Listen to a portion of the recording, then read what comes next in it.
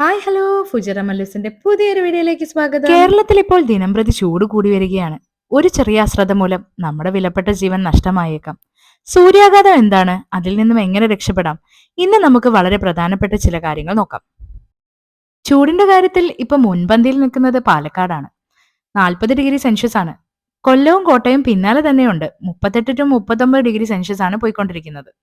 ബാക്കി ജില്ലകൾ തൊട്ട് പിന്നാലെയുണ്ട്. ഇതിൽ നിന്നും എക്സ്ക്ലൂഡ് ആയി നിൽക്കുന്നത് വയനാടും ഇടുക്കിയുമാണ്. ഇനി വിഷയത്തിലേക്ക് വരാം. എന്താണ് സൂര്യാഘാതം?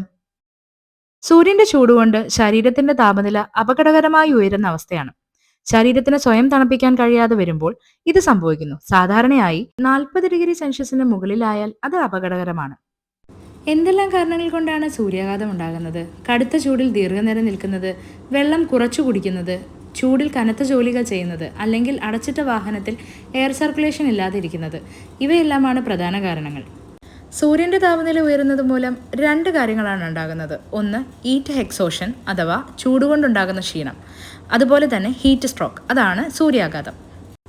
ഹീറ്റ് സ്ട്രോക്കും ഹീറ്റ് എക്സോഷനും എങ്ങനെ വേർതിരിച്ചറിയാമെന്ന് നോക്കാം.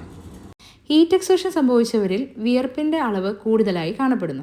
ഹീറ്റ് സ്ട്രോക്ക് സംഭവിച്ചവരിൽ ഒരുപക്ഷെ അത് കുറവായിരിക്കാം, അല്ലെങ്കിൽ തീരെ കാണപ്പെട്ടു എന്നും വരില്ല. ഹീറ്റ് എക്സോഷനിൽ ശരീര താപനില കുറച്ച് ഉയർന്ന രീതിയിൽ കാണപ്പെടുമെങ്കിലും ഹീറ്റ് സ്ട്രോക്കിൽ അത് 40 ഡിഗ്രി സെൽഷ്യസിന് മുകളിലായിരിക്കും.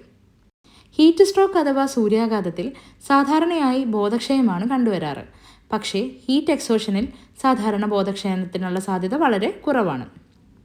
ബോധക്ഷയം സംഭവിക്കാത്തതുകൊണ്ട് തന്നെ വീട്ടിൽ നമുക്ക് ഹീറ്റ് എക്സോഷൻ മാനേജ് ചെയ്യാൻ പറ്റും. പക്ഷേ ഹീറ്റ് സ്ട്രോക്ക് എമർജൻസി സിറ്റുവേഷൻ ആണ്. അതിന് എമർജൻസി ഹോസ്പിറ്റലൈസേഷൻ ആവശ്യമാണ്.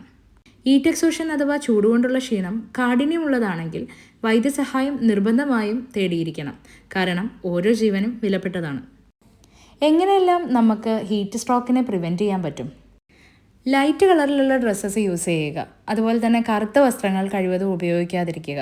ലൂസായിട്ടുള്ള കോട്ടൺ ഡ്രസ്സുകൾ ഉപയോഗിക്കുക. ഔട്ട്ഡോർ ടൈം ലിമിറ്റ് ചെയ്യുക. അതായത് 11 മണി മുതൽ 3 മണി വരെയുള്ള സമയം കഴിവതും പുറത്ത് പോകാതിരിക്കാൻ ശ്രമിക്കുക. പുറത്തിറങ്ങുമ്പോൾ മേക്കപ്പ് ചെയ്യുന്നവരാണെങ്കിൽ അതിൻ്റെ അളവ് കുറച്ച് കുറയ്ക്കുക. ധാരാളം വെള്ളം കുടിക്കാൻ ശ്രദ്ധിക്കുക. സൺ പ്രൊട്ടക്ഷൻ ക്രീമുകൾ യൂസ് ചെയ്യുക. ലഘുഭക്ഷണങ്ങൾ കഴിക്കുക. അതുപോലെ പുറത്തു പോകുന്ന സമയത്ത് സൺഗ്ലാസസ്, ക്യാപ്പ് എന്നിവ ധരിച്ച് പുറത്തു പോകാൻ ശ്രദ്ധിക്കുക. ചൂടുവെള്ളത്തിൽ കുളിക്കുന്നവരാണെങ്കിൽ തണുത്ത വെള്ളത്തിൽ കുളിക്കാൻ ശ്രമിക്കുക. സൂര്യതാപം കൊള്ളുന്ന സമയത്ത് ആൽക്കഹോൾ കഴിച്ച് പുറത്തിറങ്ങുന്നത് അവോയ്ഡ് ചെയ്യുക. ഈ കാര്യങ്ങളൊക്കെ ശ്രദ്ധിക്കുന്നതിലൂടെ ഒരു പരിധിവരെ സൂര്യാഘാതം തടയാനായിട്ട് സാധിക്കും. ഹീറ്റ് സ്ട്രോക്കിനെ നമ്മൾ എങ്ങനെയാണ് മാനേജ് ചെയ്യേണ്ടത്? വ്യക്തിയെ ഉടൻ തന്നെ തണുത്ത സ്ഥലത്തേക്ക് മാറ്റണം. ശരീരത്തിൽ കിടക്കുന്ന വസ്ത്രങ്ങൾ, ടൈറ്റായ ജ്വല്ലറീസ് എല്ലാം റിമൂവ് ചെയ്യണം.